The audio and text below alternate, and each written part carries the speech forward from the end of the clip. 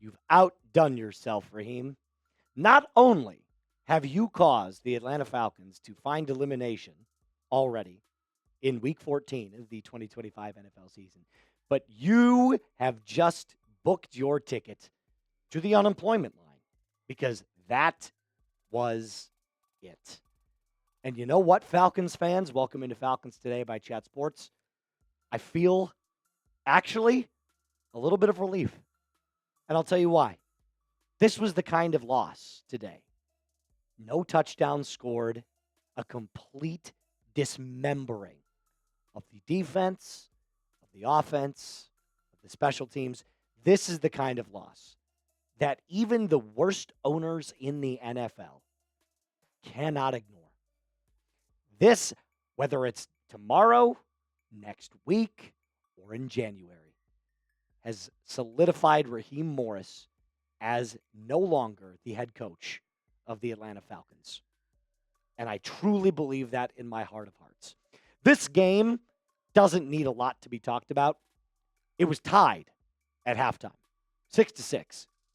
You proceeded to get outscored 31-6 in the second half. I find that hysterical.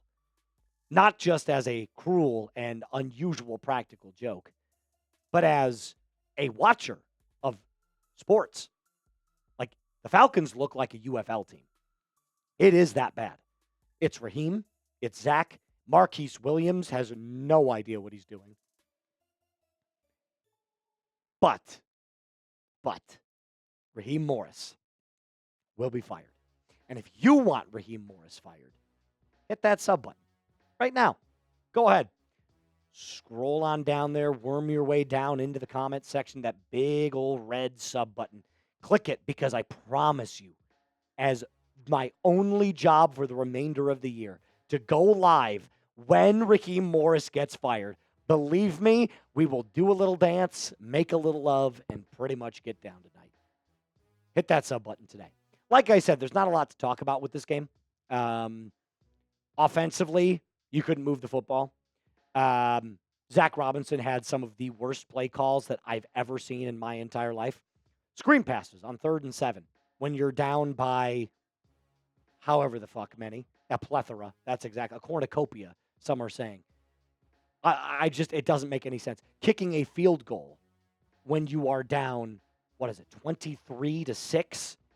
You are admitting you have no faith in your ability to score.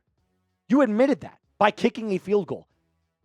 You should have been booed out of the stadium. You should not have been allowed to continue to coach this football game from the sideline. If I was Terry Fontenot, I'd walk my ass down there and I would say, that was it. That was the moment. You sealed your fate. You're done, Raheem. Take off the headsets, walk into the locker room, and be done. Kirk Cousins stinks. Can't play anymore.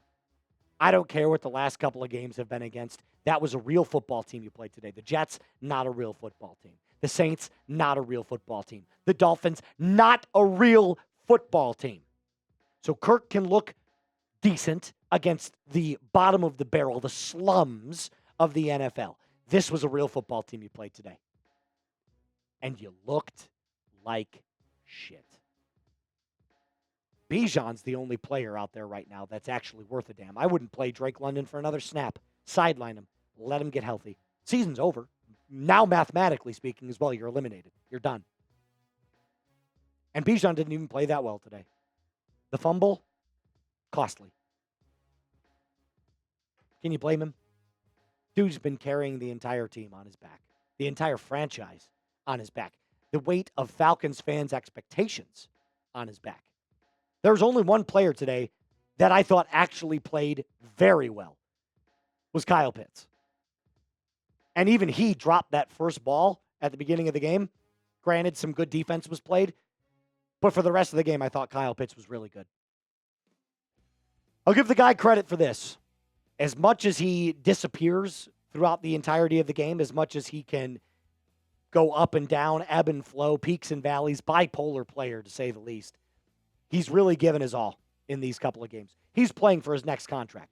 It's not going to be with the Falcons, but he is playing for his next contract. You can bet your bottom dollar. I mean, if you want an accurate snapshot of today's game, don't look at the total yards. Don't even look at the first downs. Don't look at the penalties. Don't look at the time of possessions. Take a look at one key stat. Third down. The Falcons are 1-13 today. And this is not the only time this year. They have been dog water on third down. This is like the 5th or 6th game where they've had numbers that look this bad. And I will tell you this until the cows come home. If you are that bad on third down, you either have a quarterback problem or an offensive coordinator problem. Sometimes it's both. And in the Falcons' case, it's both. You think Michael Penix Jr. was going to go out there and look so much better than Kirk Cousins looked today?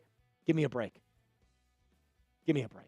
Both of these quarterbacks are failing because Zach Robinson is an incompetent doofus. That's it. That's all you need to know. This coaching staff's inept. Staff. Coaching staff is inept. They have no idea what they're doing. They're not good coaches. They're not good football personnel. I would be very hard-pressed to find any of them employed at a fucking Arby's at this time next year. I would look at their performance on field and go, what makes you think you're qualified to have a job? It is that bad. It is that bad. And I might be being hyperbolic. I don't care. It is more fun that way. Thank you, Reed. I'm going to continue on with my thoughts about this game.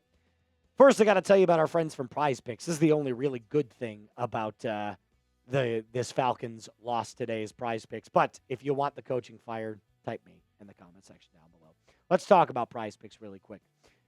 Winter is here. The holidays are right around the corner. And while you and I are making decisions every single day about what gifts to buy, which games to watch, not the Falcons. Don't do it anymore. Do me a favor and download the app where it feels good to be right, and that's Prize Picks. Brand new feature alert. Prize Picks now has early payouts. If your lineup gets off to a hot start, you may have the option to cash out those winnings before the game even finishes. If your fantasy season is already cooked, my team is definitely, but with Prize Picks, I don't have to wait until next year's draft. Prize Picks lets you play fantasy football every week, pick your favorite players, and win when they hit their projections with Prize Picks. Takes 30 seconds to make a lineup. Just do that. Download the app, pick your player, more or less on their stat projections, and then watch your money multiply.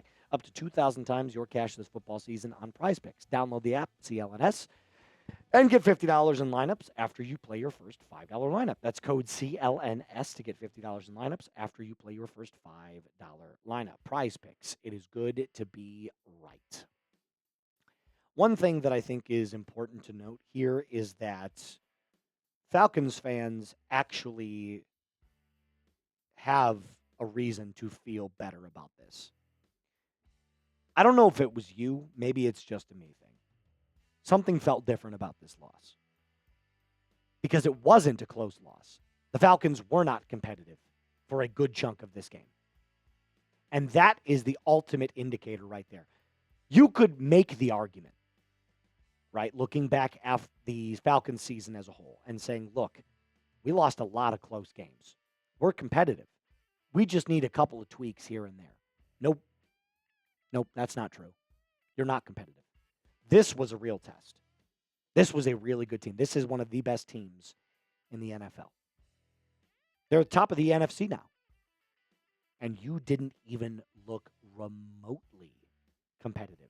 There isn't a reason to go game by game or player by player in this one. The Falcons stink. Period. Point blank. The sooner we accept that, the sooner we know that the coaching is failing this team. And the sooner we can now, because now it's affecting the players. The players are starting to play bad. It used to be that the players played great. Coaching was bad. That's why the Falcons were losing. Today, it didn't even look competitive from the players. On both sides of the ball, A.J. Terrell gave up. Mike Hughes had one really good play, had an interception. First one since 2021. He got cooked a couple of times. D. Alford didn't play well. One player played well, and he got taken out early in the game, and that was James Pierce Jr. Everybody's injured. There's no continuity. There's no fight. There's no heart. The team is done with Raheem Morris, and that is a good thing. So I'm going to take a slightly different approach to this. I felt kind of the weight of the season just lift off me today. As a Falcons fan, now it is just time to focus on 2026. And for the rest of the season, we can just sit back and enjoy football because we like football. Now, granted, if Raheem is still coaching, we're probably going to see more shitty football. But we know now it's over. And that's the first step. The first step in solving any problem is admitting you have a problem. Raheem's a problem. So start making the necessary adjustments. That's really all I got for you in today's episode. Like I said, there's a kind of relief that has kind of been flowing through my body, kind of been in the air as well. I don't know about producer Reed as well. He looks kind of chipper to me as too. And that's good. Because guess what? Now we've got free agency. Now we've got the draft to start looking forward to and the rebuilding of the Atlanta Falcons. And that is an exciting thing, even though we don't have a first-round pick. Subscribe to the channel. Join today. Help us get to 47,000 subscribers. My name is Moose. Rise up, Dirty Birds fans, and be cool.